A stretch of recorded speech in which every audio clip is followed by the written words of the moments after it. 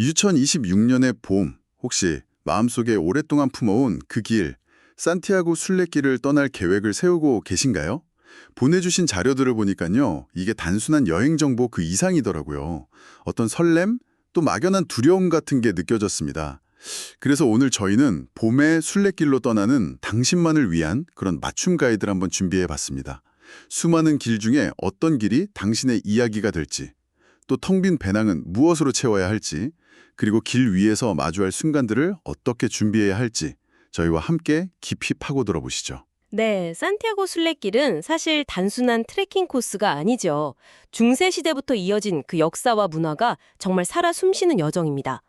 자료에도 나오지만 2024년에만 거의 50만 명 가까운 사람들이 이 길의 끝에 섰다고 해요. 그리고 그중에서 아시아에서는 한국인 순례자 수가 정말 압도적으로 많습니다.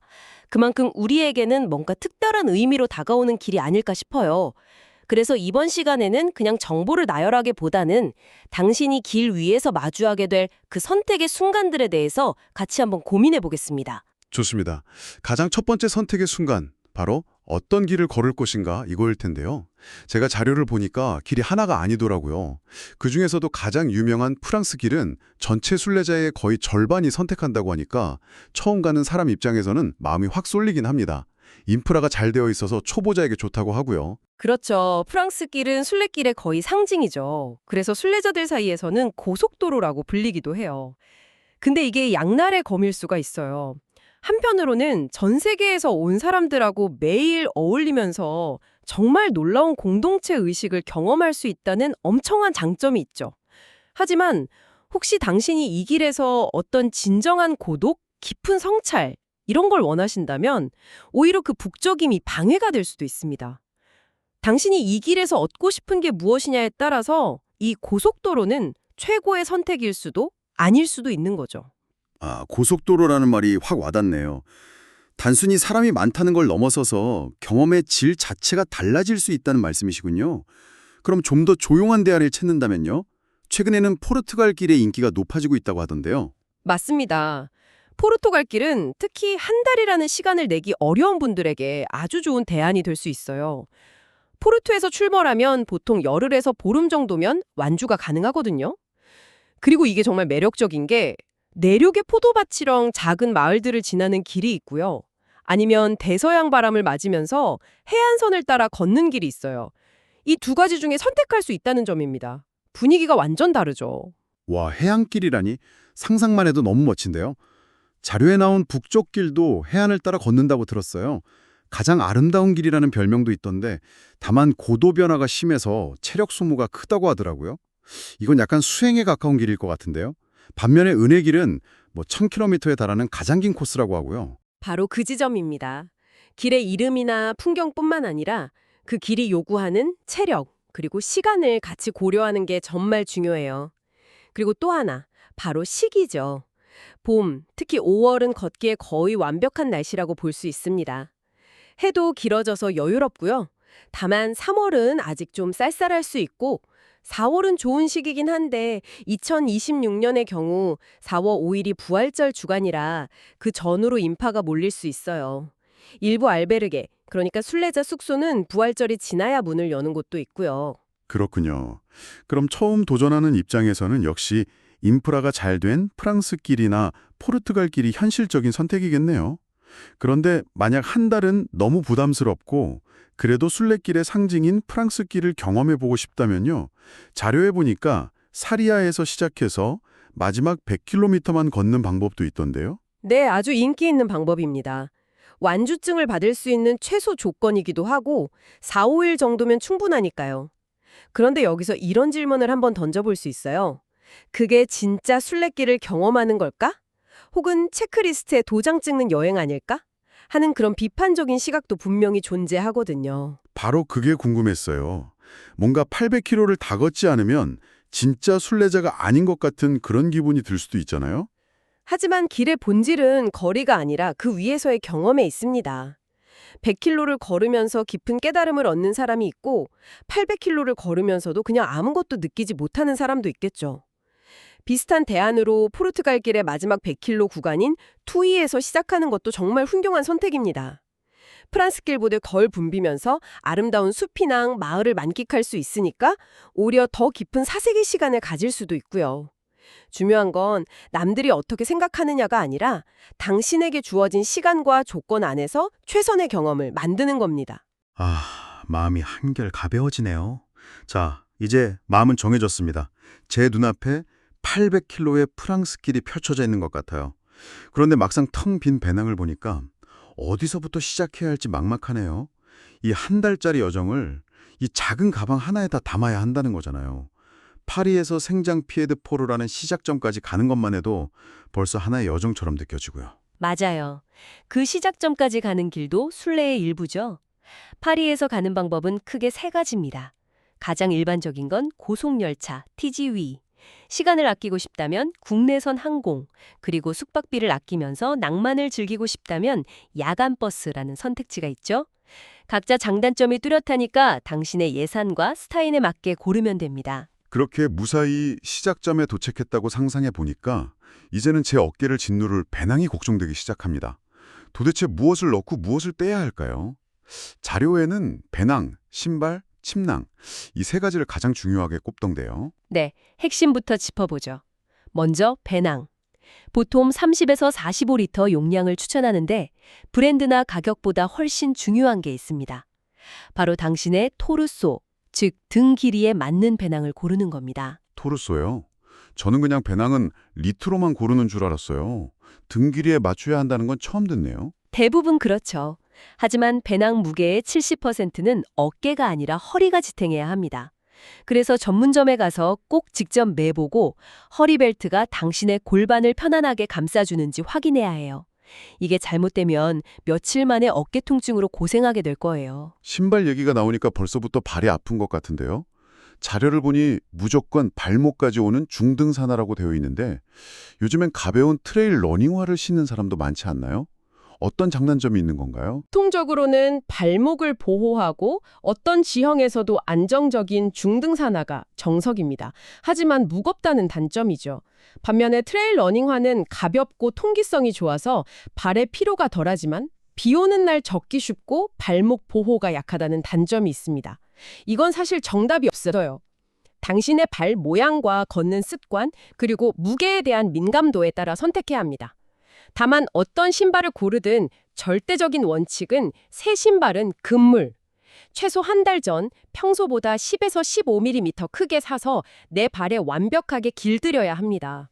알겠습니다. 길들이기 명심할게요. 다음은 옷인데요. 여기서 제가 자료를 보고 가장 충격받았던 부분이 나옵니다. 이불옷, 빨래할옷, 여벌옷 딱 3벌이면 충분하다고요. 네, 순례자들의 정설이죠. 잠시만요. 3벌이요? 한 달 동안 옷을 딱 3벌만 가져가라는 말씀이세요? 그럼 매일 밤 빨래를 해야 한다는 건데 그게 현실적으로 가능한가요? 비 오는 날은 어떻게 하고요? 모두가 처음엔 당신과 같은 반응을 보입니다. 하지만 가능합니다. 핵심은 레이어링과 속건성 소재에 있어요. 얇고 빨리 마르는 기능성 티셔츠와 바지, 그리고 갑작스러운 추위에 대비한 경량 패딩과 바람막이. 이 조합이면 충분합니다.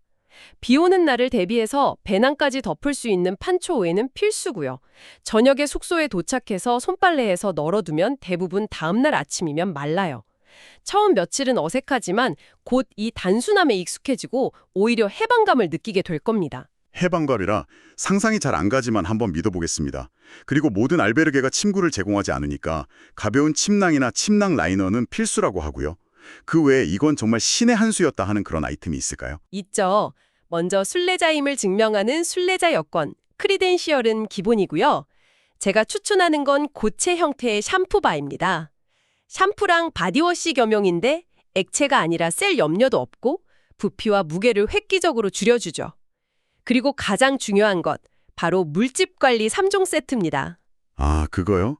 바세린, 인진지 발가락 양말, 물집 패드. 이거 정말 효과가 있나요? 이건 선택이 아니라 필수입니다. 물집 관리 얘기를 하니까 생각나네요.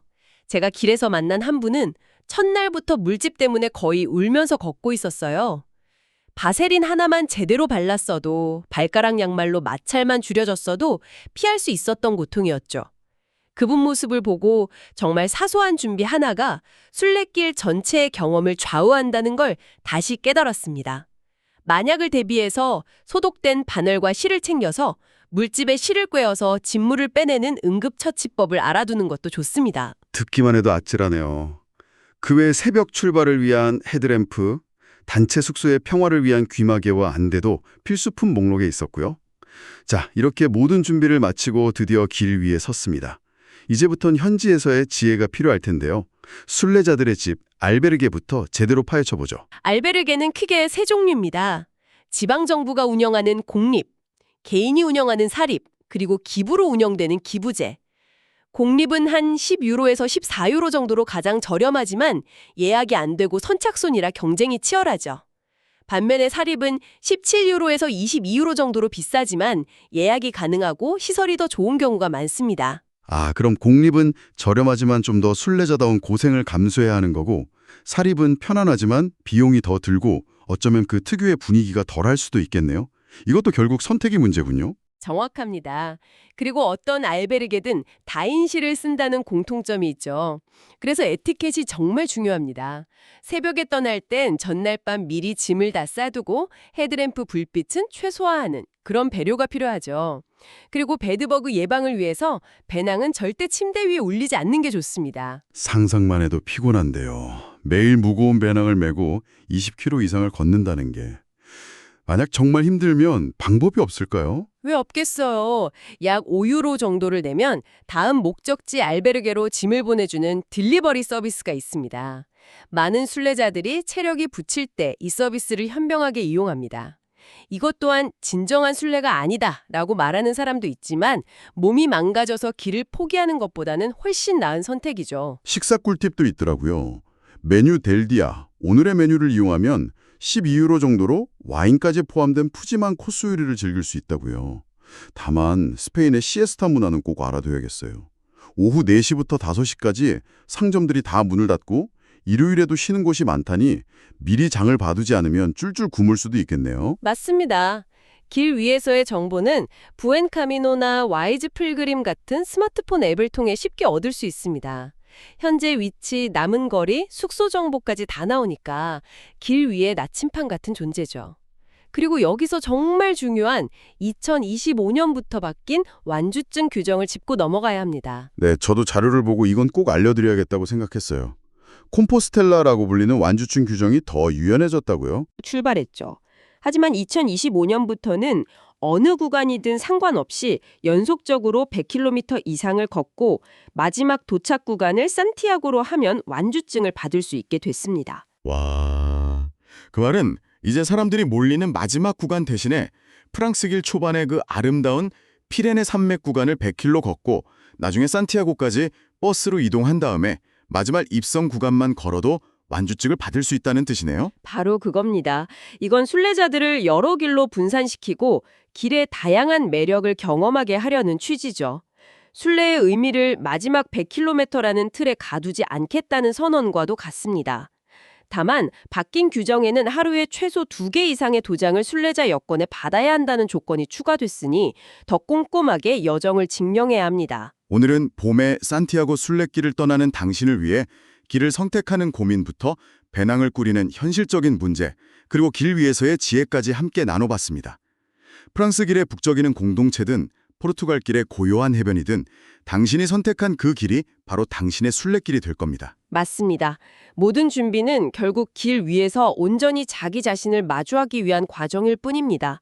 완벽하게 꾸린 배낭보다 더 중요한 것은 길 위에서 일어나는 모든 일을 받아들일 준비가 된 그런 열린 마음일지도 모릅니다. 길을 떠나기 전 스스로에게 한번 물어보세요. 당신은 그 길 위에서 무엇을 찾고 싶으신가요? 혹은 무엇을 비워내고 싶으신가요? 그 질문을 품고 걷는 모든 걸음이 당신의 순례가 되기를 바랍니다. 부안 카미너,